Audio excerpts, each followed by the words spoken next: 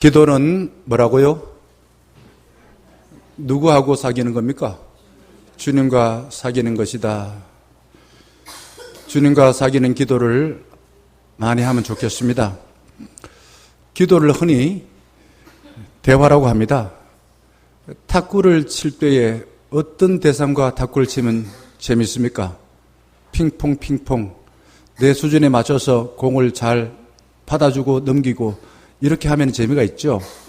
나는 수준이 아주 그냥 하이 클래스인데 잘 못 치는 사람하고 치면은 좀 재미가 없어요. 늘 뭐 가르치는 그런 마음을 가지고 비슷한 수준의 사람과 탁구를 칠 때 재미가 있습니다. 또 기도는 호흡이라고 말합니다. 호흡. 내쉬는 것, 숨이 있고 들이키는 숨이 있죠. 날숨과 들숨이 있습니다. 기도도 호흡이다 이거죠. 자, 기도는 하나님의 영을 들이켜서 쭉 받아들이고 또 내 마음에 있는 더러운 생각들과 영들 후 내뱉고 이렇게 함으로써 어떤 일이 벌어질까? 생명의 영이신 하나님의 영이 내 마음에 들어와서 하나님이 약속하신 그 모습대로 회복되죠. 몸만 그런 게 아니라 마음까지도. 그런데 우리는 기도할 때에 주로 나의 일방적인 요구만 하고 하나님의 말을 듣지 않을 때가 많습니다. 중년의 부부들은 노사인의 바람이라는 노래를 들을 때마다 눈시울이 붉어집니다. 한번 제가 부르지는 않고 가사를 한번 말해 보겠습니다. 눈시울이 붉어지는 분이 계신지 모르겠습니다. 내 손에 잡은 것이 많아서 손이 아픕니다. 쭉 생략하고 평생 바쁘게 걸어왔으니 다리도 아픕니다. 내가 힘들고 외로워질 때 내 얘기를 조금만 들어준다면 어느 날 갑자기 세월의 한복판에 덩그러니 혼자 있진 않겠죠. 큰 것도 아니고 아주 작은 한마디 지친 나를 안아주면서 무슨 말을 해달라고요? 사랑한다. 또 그 다음에요? 정말 사랑한다. 그 말 해준다면 나는 어디로 사막을 걷는다 해도 어떤 길? 꽃길이라 생각할 것입니다. 뭘 원한다는 겁니까? 뭘 원한다는 거죠? 이제 내하고 좀 사귀자 이거죠. 내하고 좀 사귀자. 나하고 사귀려고 결혼 안 했나? 이겁니다. 그런데 지금까지 살면서 늘 내한테 지시하고 명령만 해왔으니 좀 물어봐라. 내가 뭘 좋아하는지, 내가 뭘 싫어하는지, 내가 뭘 힘들어하는지 좀 물어봐달라. 그런 뜻인 것입니다. 한 번이라도 물어보게 되면은 비록 좀 가난하고 힘들고 몸이 아파도 광야 같은 삶을 살아도 꽃길과 같은 삶이 될 것이에요. 라는 것입니다. 여러분, 부부가 같이 살면서 남편은 아내에게 당신 음식 뭘 좋아합니까? 물어보십니까? 뭘 좋아하는지 아세요? 유정희 원사님, 정집사님 뭘 좋아하시는지 아십니까? 예. 남편은 그러면 반대로 그죠? 아내가 뭘 좋아하는지 물어보면 또 아내도 역시 물어봐야 되겠죠. 그죠? 뭘 좋아하는지 아십니까? 50년, 60년, 70년 살면서 서로 상대방이 뭘 좋아하는지 알고 계십니까? 우리는 기도할 때에 하나님께서 뭘 좋아하시는지 물어보십니까? 시편 131편은요, 사귐의 기도의 좋은 이미지입니다. 가장 현대적인 표현인 메시지 성경으로 한번 읽어보겠습니다. 띄워주시겠습니까? 이렇게 개역 개선판과 비교를 해두었습니다. 이 메시지 성경은 현대인이기 때문에 우리는 현대적인 그 감각으로 표현을 해야만이 이해하기 쉽습니다. 제가 한번 읽어볼게요. 하나님, 나는 대장이 되려고 애쓰지 않습니다. 으뜸이 되고 싶지도 않습니다. 남의 일에 참견하지 않고 거창하고 허황된 꿈을 꾸지도 않습니다. 나는 발을 땅에 디디고 마음을 조용히 다잡으며 만족하듯 내 영은 만족합니다. 쭉 설교를 들으시면서 비교를 한번 해보세요. 주로 어떤 것을 하지 않겠다고 말합니까? 이런 거 하지 않고 하나님과 조용히 있으니까 어떤 일이 벌어졌습니까? 마치 젖된 아이가 엄마 품에 안긴 것처럼 평안하다라는 것입니다. 다윗 왕은 참 누구나 인정할 만큼 엄청난 일을 성취한 사람입니다. 지난주에 제가 설교하면서 이 어린 다윗이 누구도 감당하지 못한 골리앗을 물리쳐서 민족을 구원해냈다라고 설교했습니다. 그러나 다윗은 자기가 이런 위대한 일을, 나 이런 사람이야, 나 이런 일을 해서 라고 자기의 업적을 자랑하고 교만하게 굴지 않았습니다. 그리고 자기 자신이 대단한 사람이라는 것을 주로 주변에 있는 신하들 데리고 다니면서 사람들에게 과시하고 자랑하면서 특별한 존재로 부각시키지 않았습니다.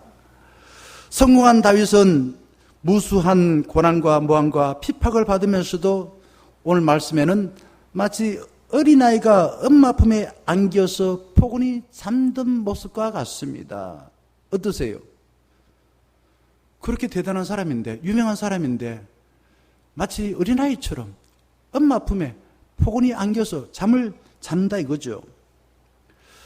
다윗 왕이 엄마 같은 하나님의 품에 안겨서 따스한 숨결을 느껴요. 하나님의 냄새를 맡아요. 하나님께서 우리를 사랑하시는 그 심장 소리, 쿵쾅쿵쾅 하는 소리를 들을 때에 현재 처한 상황에서 여러 가지 근심과 걱정과 원망과 불평, 두려움 싹 사라지고 하나님이 주시는 안식이 그 마음에 훅 들어왔다. 그런 뜻인 것입니다.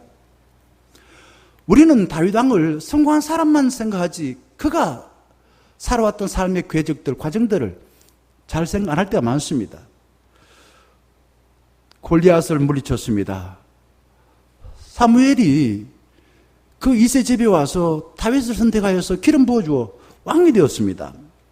그리고 그는 시편 23편처럼 하나님을 선한 목자로 삼고 살아왔습니다. 그런데 그의 주변 환경은 어땠습니까? 평안했습니까? 아무 문제 없었습니까? 그러지 않았어요. 허구한 날 전쟁터와 같았습니다. 말씀드려볼까요? 사울 왕이요, 자기에게 음악을 들려서 평안을 주었는 그 다윗을, 야 고맙다, 너 떠나지 말고 나하고 함께 있어주라 라고 말하지 않았습니다. 다윗을 죽이지 못해서 안달이었습니다. 그리고 그의 아들 압살롬을 어떻게 했습니까? 반란을 일으켜서 아버지를 죽이고 지가 왕이 되려고 했습니다. 자식들이 많았는데 권력을 두고서 치고받고 싸웁니다. 또한 그 가운데 온누이가 있는데 온누이 오빠들이 그 동생 강간을 해요. 강간을. 이런 집에 살아가고 있는 사람이 아무도 없으리라고 생각합니다. 다윗은 무척 괴로워서 하나님께, 하나님 저의 말 좀 들어주세요. 저의 요구를 들어주세요. 이게 간구기도입니다. 간구기도를 했습니다. 갑자기 뜻하지 않는 위기를 만났을 때 하나님 저를 좀 구해주세요 라고 간절하게 매달려 기도했을 것입니다. 이걸 두고서 전문적인 용어로는 화살기도라고 말합니다. 자비하신 주여, 저를 구원하여 주시옵소서. 저를 불쌍히 여겨 저를 건져 주시옵소서. 짤막한 기도를 그 지금 처한 어려운 환경에서 벗어나서 새롭게 좀 이렇게 살 수 있는 삶을 허락해 달라는 그런 내용인 것입니다. 그런데 문제는요, 내가 요구한 것을 하나님께서 들어주지 않을 때에 나 집 나가, 나 교회 안 나와, 이런 태도가 문제라는 거죠. 간구기도 하세요. 그런데 늘 간구기도와 같은 삶의 자세로 살면 안 된다 이거죠. 자녀가 어른이 되어도 부모 만나기만 하면은 엄마 용돈 줘, 아버지 용돈 줘, 아버지 집 팔아서 내한테 돈 좀 주세요, 이런 말을 눈만 뜨면은 자식이 다가와서 이야기한다면은 그 자녀를 바라보는 부모의 심정이 어떨까요? 괴롭겠죠. 속상하겠죠. 오래 예수를 믿고 늘 하나님께 달라고만 한다면은 나도 모르게 내가 주인이 되고 하나님은 어떤 사람이 될까요? 내가 원하는 걸 주는 하수인, 심부름꾼, 산타크로스가 될 수밖에 없습니다. 결국 하나님은 내가 원하지 않지만은 달라고만 계속 기도하게 되면은 나의 필요를 채워주는 하수인, 종 취급을 한다라는 것입니다. 다윗은 살벌한 환경에서 나는 살기 싫습니다. 이런 험한 꼴 보지 않고 차라리 죽고 싶습니다. 자식 때문에 나 빨리 죽고 싶습니다. 라고 기도를 하지를 않았습니다. 마치 어린아이가 엄마 품에 안긴 것처럼 하나님을 엄마처럼 생각하고 하나님의 사랑과 돌보심을 무한대로 받았어. 두려움과 분노 사라지고 평안했습니다. 저는 이 말씀 읽으면서 자주 생각하는데 그 밀레의 만종이 자꾸 생각났습니다. 두 부부가 하루 일과를 끝내고 난 뒤에 저 머리 뒤편에 석양이 넘어가는 데에, 석양이 지는 데에 어떻게 합니까? 서로 막 싸웁니까? 네 일 왜 이렇게 했어? 저렇게 했어? 네 일 했어 안 했어? 그러지 않습니다. 고개를 숙이고 두 손을 모으고 서로 마주보면서 기도하는 그 모습 어떻습니까? 평화롭습니다. 평화로워요. 저는 우리 충녕교회 모든 가족들이 다 그렇게 되면 좋겠다 싶습니다. 주님과 깊은 사귐의 기도를 하여서 함께 가족들이 정말 함께 머리를 숙이고 하루 일과를 마치면서 감사해요.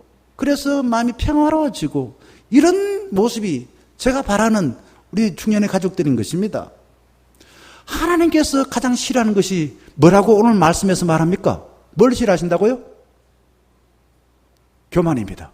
그러면은 하나님이 가장 좋아하시는 게 뭘까요? 교만의 반대가 뭘까요? 겸손입니다. 겸손이 어떤 것입니까? 자신을 아는 거예요. 내 자신이 뭘 잘하고 뭘 못하는지, 뭘 좋아하고 뭘 싫어하는지, 자기 한계를 알고 하나님께 도움을 요청하는 사람이 겸손한 사람입니다. 모든 걸 못한다고 말하고 끝나는 게 아니에요. 나는 실패한 사람이야. 이게 겸손한 사람이 아니에요.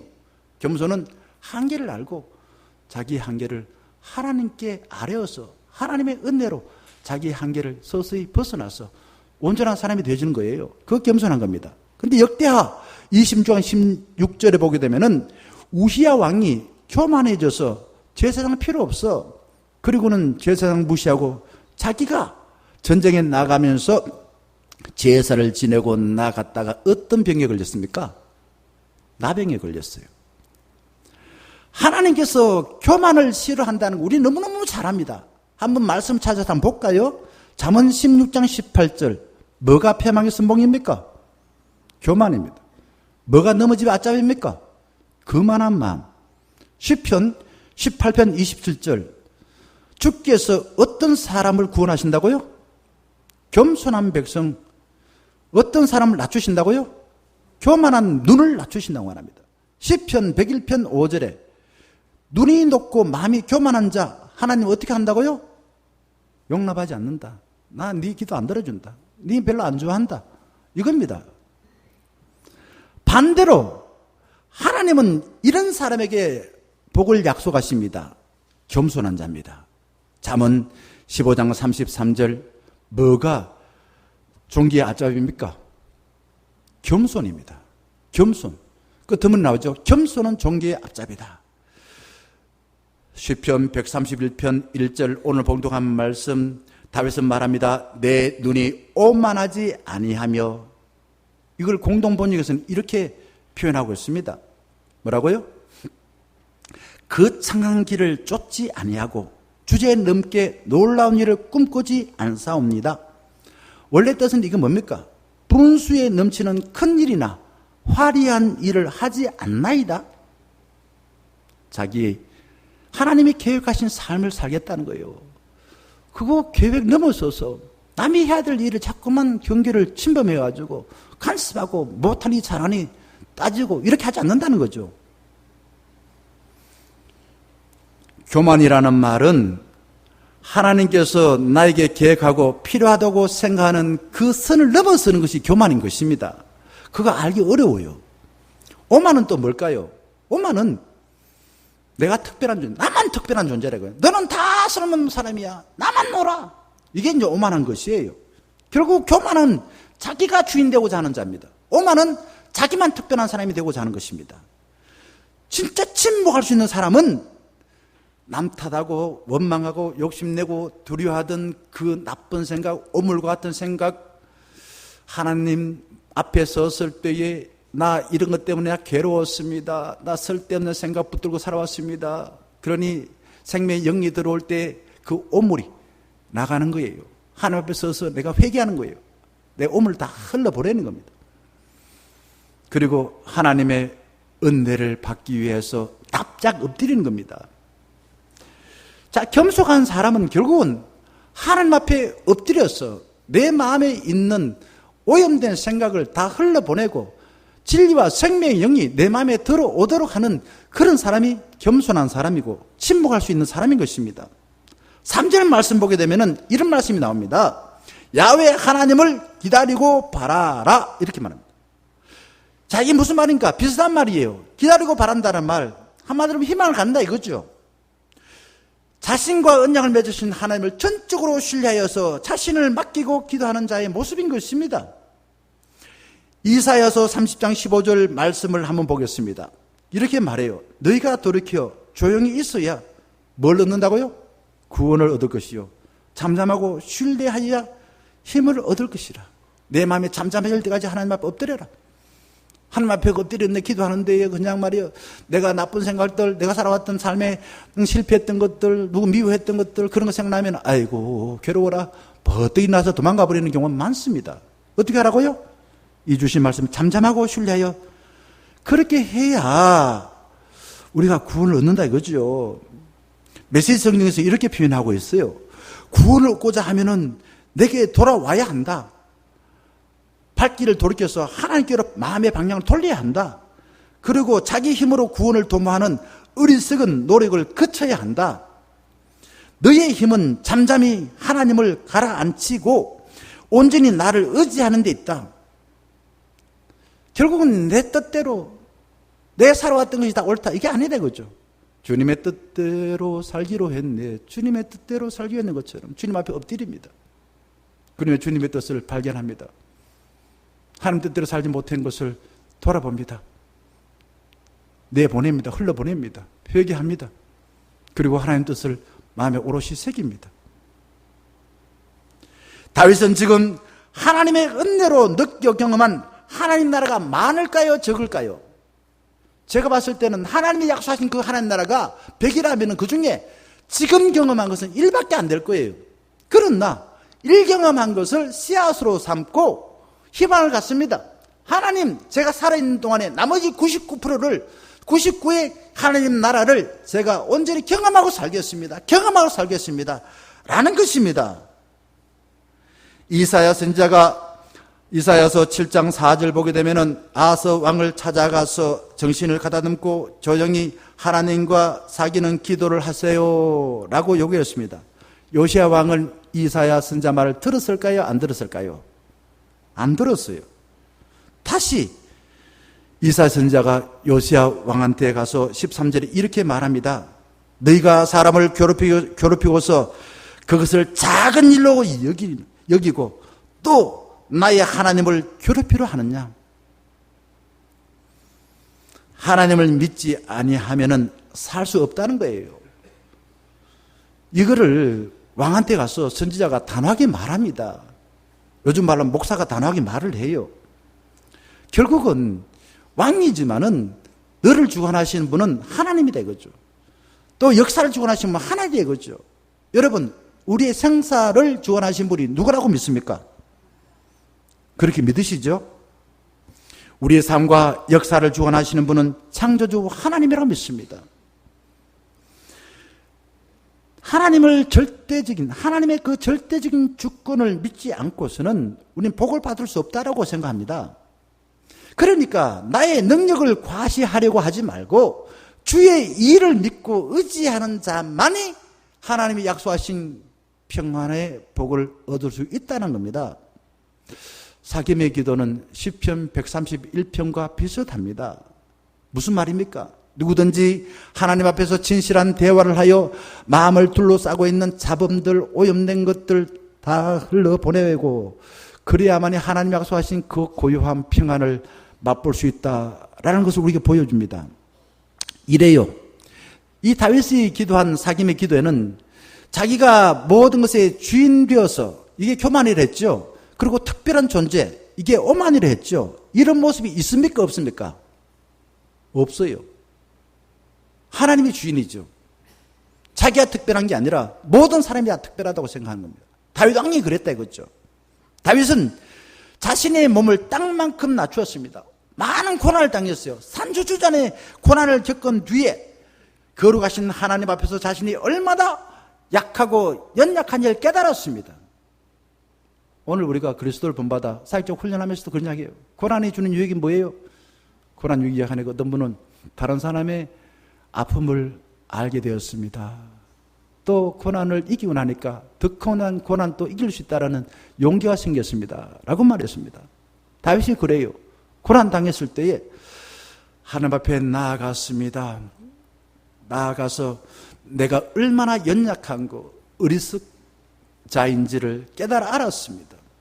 그리고 오랫동안 자기 자신이 원하는 대로 살려고 했던 거, 그게 욕망이지요. 자기가 특별한 사람이 되고 자기가 주인 되고자 하고 자기가 원하는 것은 다 이룰 수 있다 생각하고 때로는 다른 사람을 괴롭히면서 아등바등 살았던 삶의 태도를 먼저 흘러보냈습니다. 그래야 주님이 약속하신 그 복을 받을 수가 있으니까요.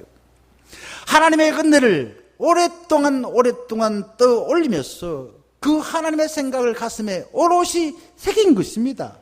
이게 시편 131편 하나님과 사귐에 기도한 다윗의 모습인 것이에요. 그리고는 어떻게 했을까요? 다른 사람을 볼 때에 하나님은 나를 이렇게 대하셨는데 나에게 이렇게 다가오셔 다정다감하게 사귀시고 약속한 복을 주셨는데 저 사람도 나와 똑같은 사람이야 라고 생각하고서 함부로 대하지 아니하고 존중한 것입니다. 그리고는 세상에 살면서 말이요, 자기 연약한 것을 사람에게 인정받기 위해서 부단히 애를 쓰고 그렇게 생각하지 않았어요. 이러다 보면 늘 두려움이 우리를 감쌉니다. 다윗은 자기 처한 환경은 늘 전쟁터와 같고 두려움이 엄습하여 왔지만은 하나님과 깊은 사귐으로 은혜를 받았습니다. 그리고 감사하였습니다. 그리고 마음이 평안하였습니다. 그래서 자기 주어진 삶을 오롯이 왕으로서의 삶을 살아냈던 것입니다. 예수님은 우리에게 기도를 가르치시면서 너희들이 기도하는 하나님이 어떤 분인지 알고 좀 기도해라 라고 말하였습니다. 첫째, 하나님은 이런 분이래요. 하나님은 우리의 행복을 우리 자신보다 더 원한대요. 하나님은 어떤 분이라고요? 우리가 행복하기를 원하시는 것입니다. 두 번째, 하나님은 우리에게 필요한 것을 잘 아실까요? 모르실까요? 다 아세요. 세 번째는 하나님 알고서 그냥 네가 알아서 해라 라고 말하지 않습니다. 하나님은 우리의 필요한 그 복을 채워주기를 부단히 애를 쓰시는 분이다 라는 것입니다.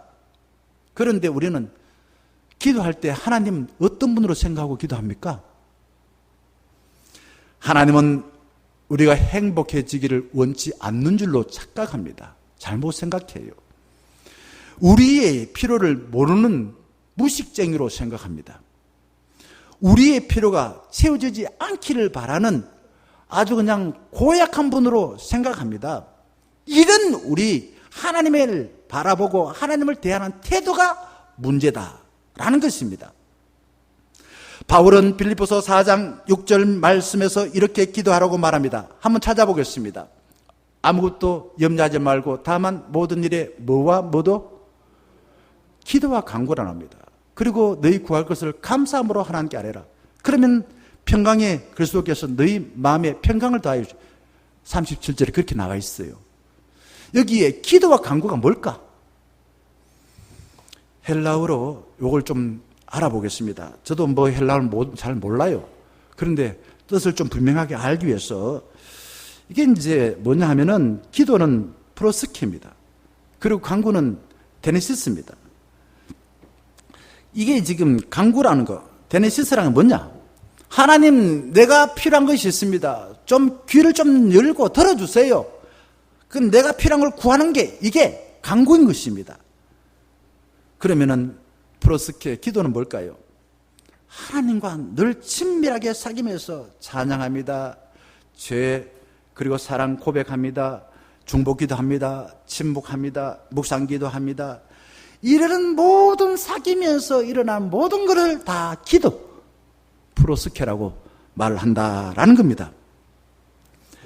근데 우리가 예수 믿으면서 쭉 경험해 보니까 아이가 처음 태어나서는 부모한테 주로 어떻게 합니까? 부모 말 들으면서 나는 이렇게 생각합니다. 이렇게 말합니까? 아니에요. 보기만 하면은 달라. 예수 믿는 것도 그런 것 같아요. 처음 예수를 믿을 때는 정말 우리는 하나님 앞에 달라고 기도 많이 합니다. 그리고 감당하지 못한 고난을 당할 때도 달라라고 기도를 해야 됩니다. 간구 기도를 해야 된다, 그죠? 좀 우리가 그러면은 이 기도가 나쁜 기도가 아니라 좀 성숙한 기도, 하나님과 깊은 관계를 갖기 위해서는 어떤 기도를 해야 될까? 열왕기 19장에서 엘리야가 어떻게 하나님과 기도했는지 한번 찾아보겠습니다. 갈멜산에서 850대 1 영적 전투를 하고 난 뒤에 엘리야가 어떻게 했습니까? 하나님 감사합니다. 모든 영광을 주께 돌립니다. 이렇게 했습니까? 19장 이렇게 안 나와 있어요. 어떻게 했냐면요. 왜 나 알아주지 않습니까? 그리고 저 나쁜 아합왕과 이스벨이 나를 죽이려고 그러네요. 그때 이게 이제 19장 4절 보게 되면 하나님 나 좀 죽여주세요. 이 선지자가 하나님 앞에 이런 말을 할 수 있습니까? 이런 기도를 해요. 그때 하나님께서 엘리야가 어떻게 합니까? 야 이놈아, 닌 도대체 선지자라면서 어떻게 그따위 기도를 하냐? 이렇게 하지 않습니다. 하나님이 어떻게 합니까? 주의 천사를 보내서 구운 떡과 물을 엘리야에게 먹여줍니다. 저는 이게 부모 같은 마음이라 생각합니다. 하나님이 부모 같은 마음. 세상에 살다가 실패하고 마음에 불만이 가득한 그 아이가 거짓골처럼 돌아와서는 그냥 내 말 안 듣어서 니 잘됐다, 집 나가라 이렇게 하지 않았어요. 잔치상을 베풀어 가지고 걔가 몸을 먼저 추스리기 위해서 먹여주더라 이거죠. 그리고 난 뒤에 보세요. 또 엘리야는 하나님께 이야기합니다. 저 아방이 말이에요. 선지자들 착한 선지자 다 죽여버리고 내 혼자 남았어요. 난 불안해요. 나도 맞춰 죽이려고 그래요. 그때 하나님께서 어떤 소리로 나타나셨나? 이렇게 말합니다. 태풍 가운데 나타났습니까? 지진 가운데 나타났습니까? 불 가운데 나타났습니까? 이거는 천둥 번개 지진 우랑쾅쾅쾅쾅쾅 휙 바람 불면 막 집도 날아가고 이런 식으로 나타나지 않았습니다. 12절에 어떤 소리로 나타났다고요? 세미한 소리. 세미한 소리. 사귀는 사람하고 만날 첫날 삿댄질하면서 뭐 이렇게 사깁니까? 그러지 않잖아요. 조곤조곤작입니다. 얼굴빛만 받아라. 알아요. 저는 마음이 심란할 때에 주만 바라볼지다 라고 찬양을 부르다가 끄트머리쯤에 너의 작은 신음에도 응답하시고 라고 찬양인 그 가사를 생각하면 가슴이 울컥해져요. 그리고 모두가 좋아하는 찬송가 563장 3절 예수 사랑하시면 이렇게 하죠. 그 다음에 3절 어떻게 합니까? 내가 어떻게 해요? 연약할수록 더욱 귀히 여기사. 이 가사를 하다가 제가 수련회 때 찬양 인도했는데 갑자기 저는 가슴이 먹먹해졌습니다. 내가 연약해져야 하나님이 더 귀히 여기신다. 나는 그런 생각을 해본 적이 없는데 예수님은 십자가의 죽음을 앞에 두고서 겟세마네 동산에서 마음이 괴로워 죽을 지경이 되었습니다. 그때에 뭐라고 기도하신지 아시죠? 뭐라고 기도했을까요? 이렇게 기도했죠. 한번 볼까요? 아버지여, 내 잔을 내게서 지나가게 하여 주옵소서. 아버지여, 내 잔을 내게서 지나가게 해 주시옵소서. 아버지여, 내 잔을 내게서 지나가게 해 주시옵소서. 3번 기도했습니다. 그 다음에 뭐라고 말합니까? 그러나 나의 원대로 마옵시고 아버지의 원대로 하옵소서.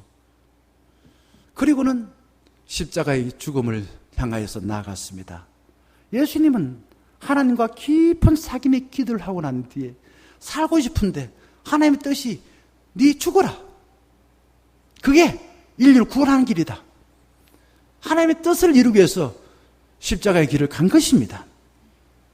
기도할 때 우리 하나님은 우리의 행복을 원하시는 분이십니다.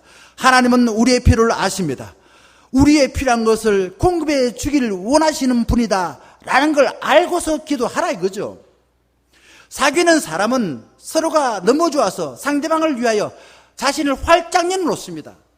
자기 마음은 돌과 같고 그냥 늘 가르치려고 그러고 못하는 거 혼내려고 그러고 그런 사람 만나면 좀 부담돼요. 사귀고 싶은 마음이 안 들어요. 자기를 활짝 열어놓고 상대방을 받아들여요. 그런 사람은 어떤 사람입니까? 또 보고 싶어요. 또 만나고 싶어요. 생각만 해도 가슴이 설레서 심장이 두근두근 거려서 잠이 안 와요. 그래서 연애할 때는 사랑하는 사람 만나고 나면 잠이 잘 안 오잖아요. 왜요? 심장이 자꾸 두근두근 거려요 아주. 연애할 때는 시간 가는 줄 몰라요. 왜요? 사귀기 때문에 그래요. 사귀기 때문에. 사귀길 때는 일방적으로 요구하지 않고 쌍방이 서로에게 말하고 듣고 놀고 먹고 자고 일하고 고난당하고 회복되는 다양한 경험을 통해서 서로를 너무너무 좋아합니다. 그러다 보니까 어떻게 됩니까? 결국은 닮아가요. 닮아갑니다. 부부가 서로 친밀하게 오래 사귀다 보면은 하는 말도 닮아갑니다. 얼굴도 닮아갑니다. 주로 닮아가는데 누구를 닮아갈까요? 강한 사람에게 약한 사람이 닮아가요. 꼬장꼬장하면은 살기 위해서 나중에도 꼬장꼬장한 사람 닮아가요. 그게 어쩔 수 없어요. 생존을 위해서 닮아가요. 그래서 부창부수라고 말합니다. 우리가 하나님과 사귀는 기도를 하면은 기도하는 시간이 즐겁습니다. 이렇게 말하는데요. 사랑하는 사람 앞에 뭐라고 말할 거예요? 한번 잘 들어보시기 바랍니다. 내 안에 누가 있다고요? 내 안에 네가 있다. 그러나 하나도 안 무겁다. 이런 이야기를 한대요. 요즘 젊은 애들이 사귀는 애인 앞에서 내 안에 누가 있다고요? 네가 있다. 그런데 네가 있는데 하나도 안 무겁다. 이런 이야기 하면은 정말 좋아한대요. 여러분 한번 해보시기 바랍니다. 남편이 아내를 바라보고 내 안에 네가 있다. 당신이 있어. 하나도 안 무거워. 하나도 안 무거워. 한번 해볼 수 있겠습니까? 네? 해보시면 좋겠습니다. 김희자 권사님 한번 해볼 수 있겠습니까? 네, 한번 해보시면 좋아할 거예요.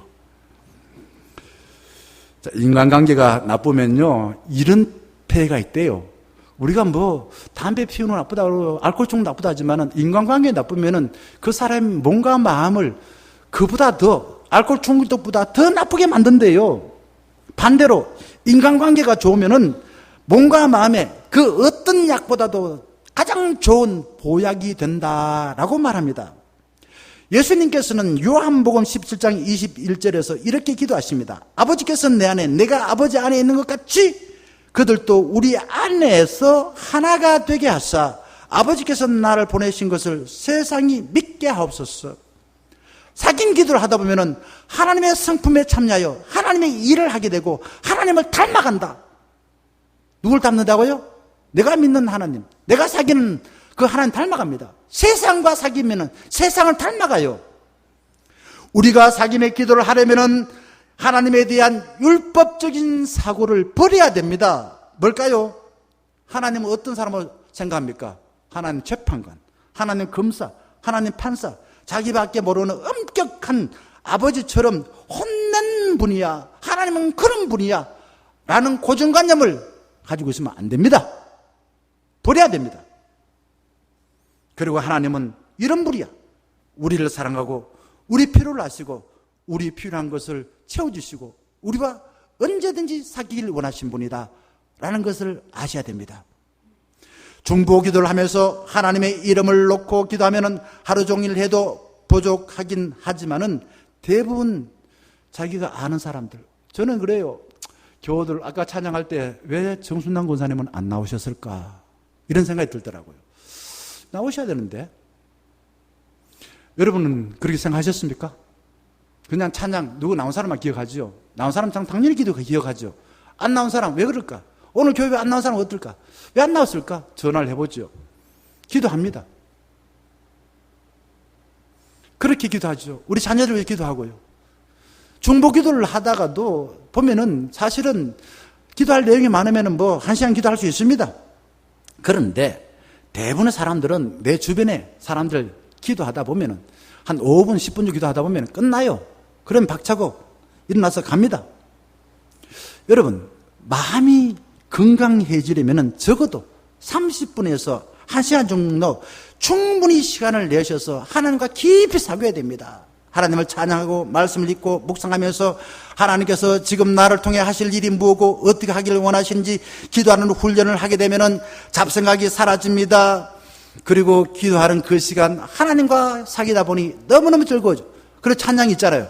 내 기도하는 그 시간 그때가 가장 괴롭다. 맞습니까? 즐겁다죠? 사귀니까 즐겁더라 이거죠. 즐겁다. 인생이 무리하여 재미없고 속 시끄러워 괴롭습니까? 언제 어디서든 교회든 집이든 걸어가면서든 일하면서든 주님과 사귐의 기도를 해보시기를 당부드립니다. 부부가 살면서 요구만 하면은 뭐가 될까요? 자꾸 달라고만 하면은 살면 살수록 원수될 가능성이 많습니다. 하지만 서로의 마음을 헤아려 필요한 것을 이루어주는 사람이 되면은 당신 없이 못 살아, 정말 못 살아 라고 고백할 거예요. 사랑하는 총영가족 여러분, 선한 목자 되신 하나님의 마음을 나의 마음으로 느끼시길 바랍니다. 주님과 다정달끔하게 사귀시어서 살면서 겪을 수 있는 태풍과 같은 고난, 험난한 산면과 같은 문제들을 만날 때 어머니 품과 같은 하나님의 품에 안기셔서 하나님의 약속하신 평안을 누리고 오늘 또 주님이 약속하신 삶을 오롯이 살아갈 수 있는 우리 모두가 될 수 있기를 주의 이름으로 간절히 축원합니다. 함께 찬양하겠습니다.